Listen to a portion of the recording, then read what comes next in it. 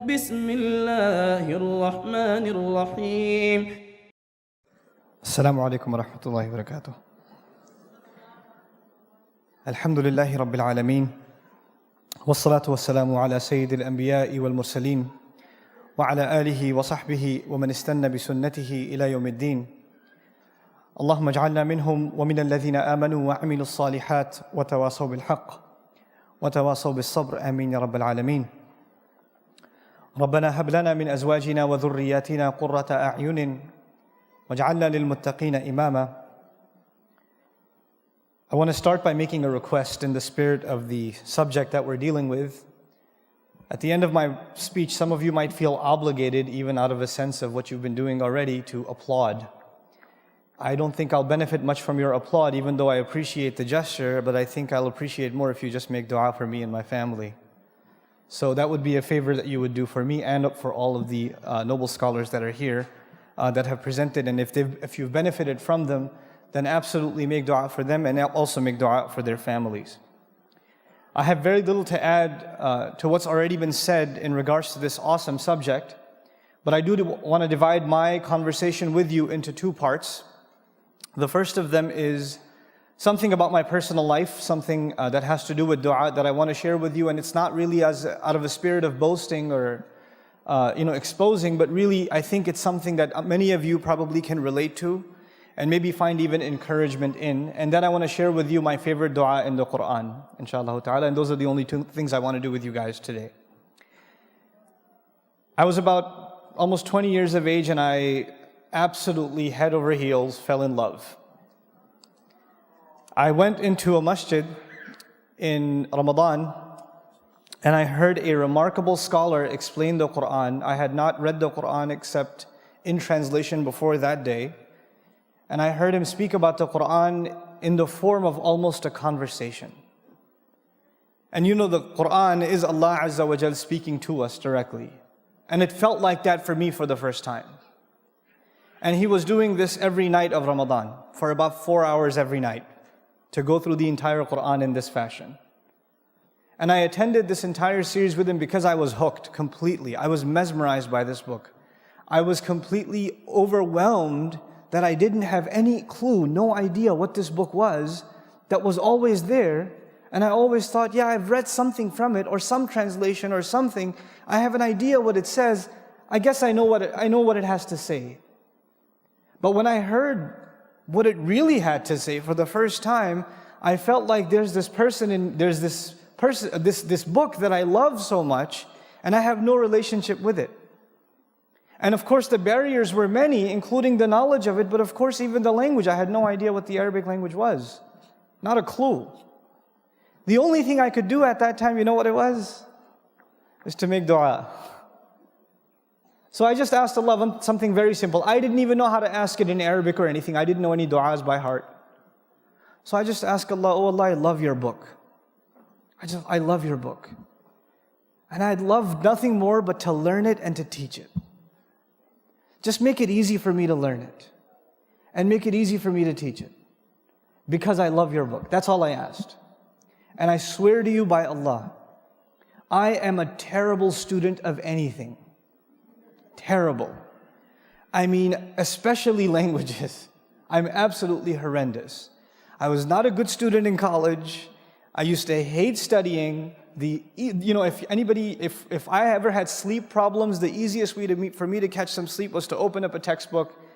10 seconds later, I'll have 12, 13 hours of solid sleep because nothing will knock me out like studying. But this teacher who was presenting the Quran also happened to be teaching an Arabic class. And when I attended his class, wallahi, it was like knots opening up. I couldn't stop studying. I couldn't put the books down. I couldn't stop thinking about it. I was doing like conjugations in my sleep. Going through grammar in my sleep. I was studying it in the train. I was doing it at work, at school, all the time. I just became obsessed with it. And wallahi, what people around me found so difficult, Allah made it so easy for me. And I knew something had just happened. Allah has given me a gift in response to my dua. And wallahi, I tell you, to this day, if I try to study anything else, I have a hard time. But when I study Quran, I can spend hours and hours and hours and it's easy for me. Alhamdulillah, it's a gift of Allah to me. But this is something that I've personally experienced in terms of the power of dua. Just the power of dua. SubhanAllah, I don't mean to say this is a means of boasting, but look, I have, alhamdulillah, I've taught Arabic courses all over the country, maybe close to now 15,000 students. SubhanAllah. And not any of them have benefited anything except from the gift that Allah has given. And if they're able to continue that, and that entire benefit starts from one dua, as far as I'm concerned. SubhanAllah.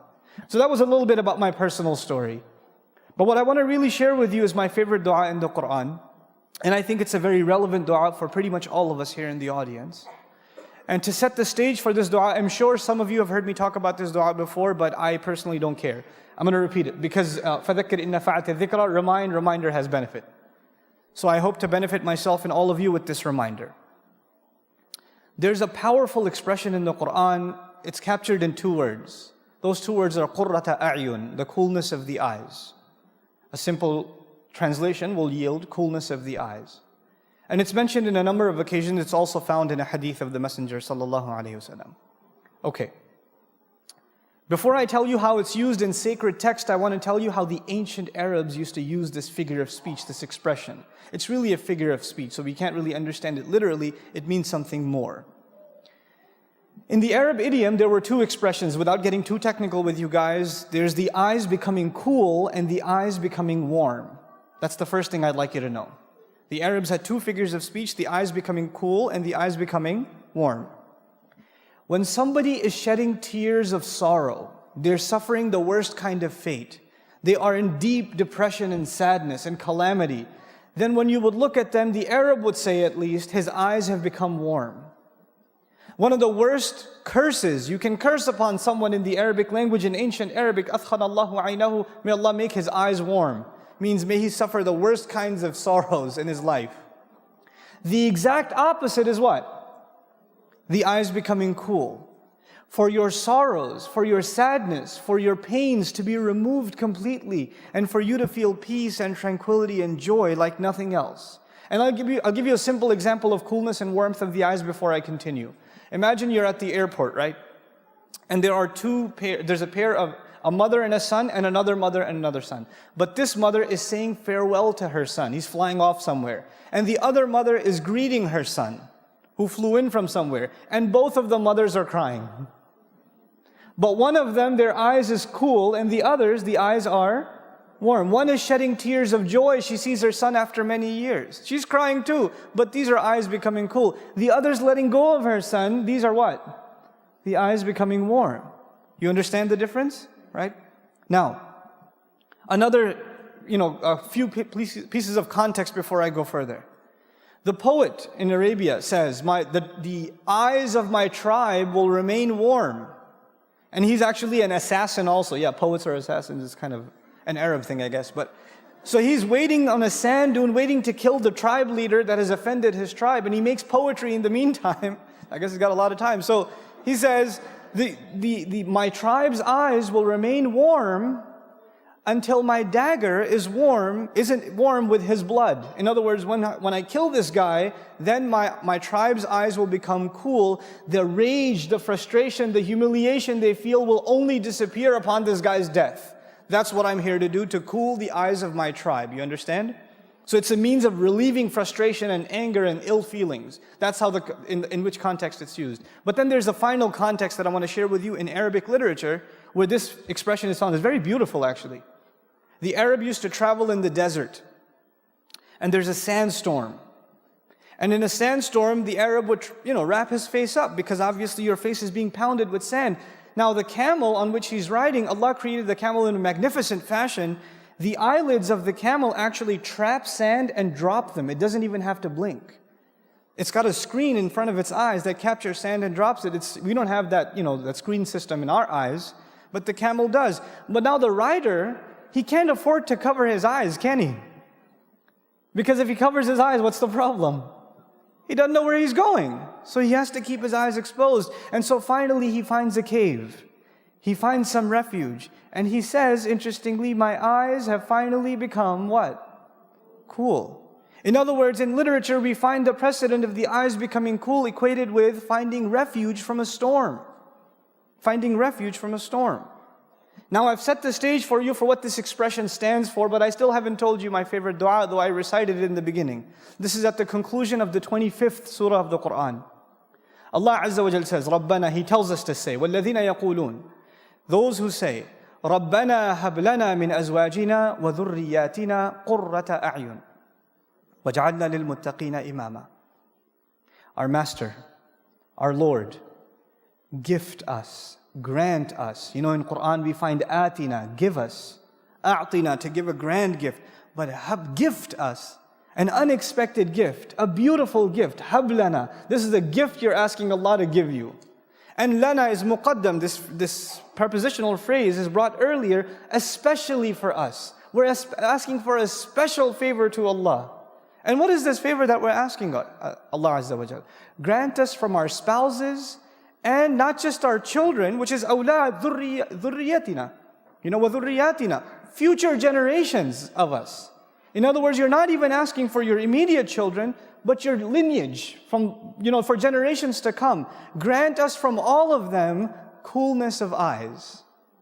Make our eyes cool by means of our spouses and by means of our children. And I say this is my favorite dua for a reason. One, I'm married and I do have children and a spouse. But two, all of us have to appreciate the power of this dua because of the crisis of the world today. The world's fundamental institution of family is under attack. Most of the people here, even Muslims, are not immune from this problem. In many of our homes, the storm that I said, when you find coolness of the eyes, you find refuge from the storm is not outside the house, the storm is inside the house. And you have to get away from home to get away from the yelling and the screaming and the name calling and the insults and the depression and the sadness and the friction between husband and wife and parent and children. Our homes are broken. Brother is not talking to brother. Parents are not talking to children. How many of all the shuyukh, I can bet you, I can almost guarantee you, all of the speakers that have come to this conference, some mother, some father, some husband, some wife has come up to them and said, I've got this problem. I can't talk to my kid. He yells at me. We can't talk anymore. He's doing these things, I don't know how to stop him. My husband, my wife this, my husband this, subhanallah. This is a crisis inside the home. And what better dua to ask? The exact opposite. The family has become a place of sorrow, of depression, of sadness, of anger, of rage. People feel like they want to escape it. And here Allah tells us to ask so perfectly, so eloquently, that the home should become the place of refuge. It's like the outside world is a storm, and you suffer on the outside, and your refuge, your safe haven, is those doors in your home, is your spouse, is your children. When you see them, your worries disappear. But for most of us, when you see them, your worries begin. It's the exact opposite. But I want to give you a further appreciation of just this remarkable, beautiful phrase and how it's used in the Quran. I want to explain this feeling to you that Allah wants us to have with our families. There's some more elaboration of those feelings. Some of the strongest emotion that exists in human existence, the strongest emotion I can think of is the emotion a mother feels for her child. It is the strongest bond. Many of you in the audience are married, and when you're first married, you're obsessed with the husband, you're obsessed with the wife. You're so awesome. No, you're awesome. How perfect Allah makes the pairs. I can't believe you're my husband. I can't believe you're like all weird in the beginning. Yeah. People look at you funny. The guy's got a goofy smile on his face all the time. The husband's name is mentioned and she gets shy. 10 years go by. The husband's name is mentioned. Right? But anyway, before that happens, when you have your first child, the husbands will realize this. Already? Okay. All right. The husbands will realize this. You're talking to your wife about something, the baby's in the other room. The husband doesn't even have the ears for this one. The baby just does a little That's it. That's all it does. And guess what happens to the mother? That conversation is over. He was in the middle of telling her how his day went and it was a really important meeting and where are you going? What happened? Spider sense goes berserk and you go in the other room and you pick up the child. Nothing comes between who? Mother and child. Nothing comes between them. It is the strongest bond. Now I'm talking to the mothers in the audience for a second. Can you imagine the state of Musa's mother's heart? She puts her baby in the water.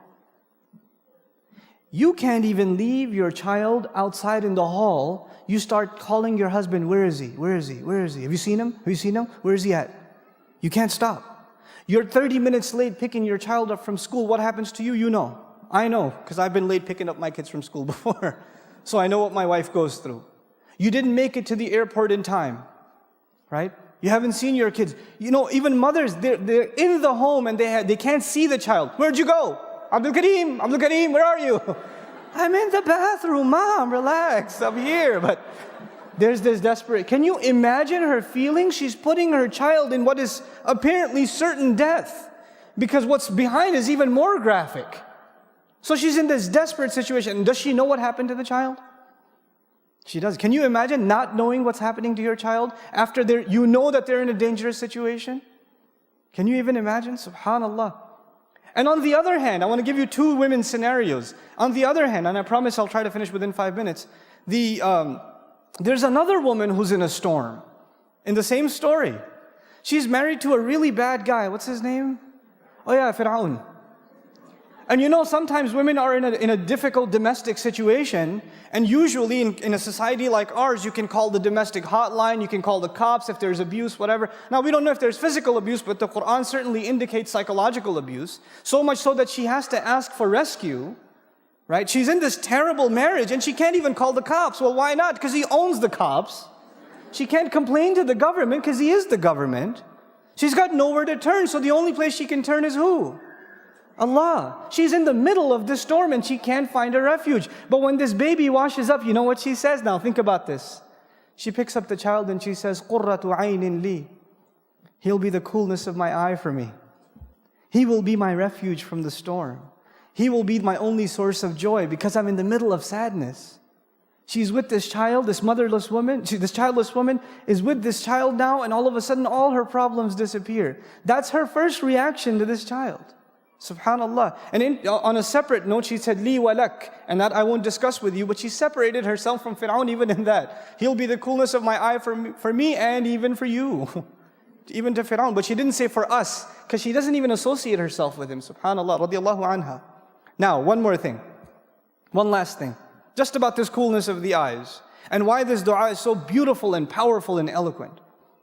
You know, when a mother has lost her child, which in this case she has, and she is reunited with her child. Can you imagine the feeling of a mother whose child was lost and then she was reunited with it? Can you imagine the tears of happiness? Can you imagine that emotion? Now understand how Allah describes that emotion. Allah tells His favor to Musa alayhi salam. He says, فَرَجَعْنَاكَ إِلَىٰ أُمِّكَ كَيْ تَقَرَّ عَيْنُهَا وَلَا تَحْزَنْ. So we returned you to your mother, so her eyes could become cool. So her eyes would, Allah is describing the most amazing joy, the most amazing relief, the most indescribable feeling in the heart of a mother. And what expression does He use? The coolness of the eyes, to depict that powerfully. And so we ask Allah, give us from our spouses and our children coolness of eyes. That's what we ask Allah. When somebody said, I want to get married, go further. Not just get married. I want to get married to a spouse that will cool my eyes. That I'll be the coolness of their eyes and they'll be the coolness of mine. And Allah Azza wa Jal took the dua further. And then we understand why talk about future generations. And I'll conclude with this. وَجْعَلْنَا لِلْمُتَّقِينَ إِمَامًا. And make us leaders over those who are cautious, conscious, fearful, pious, righteous.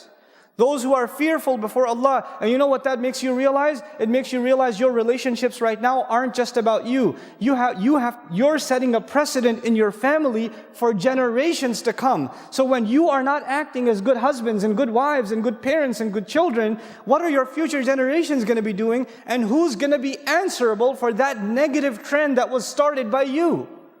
Who's going to be answerable for that? So it's an intelligent dua that we should find coolness of the eyes not only in our immediate family, but the future generation should be people that are righteous too. Because when we're raised on Judgment Day, we are imam over the entire family, whether they were messed up or not.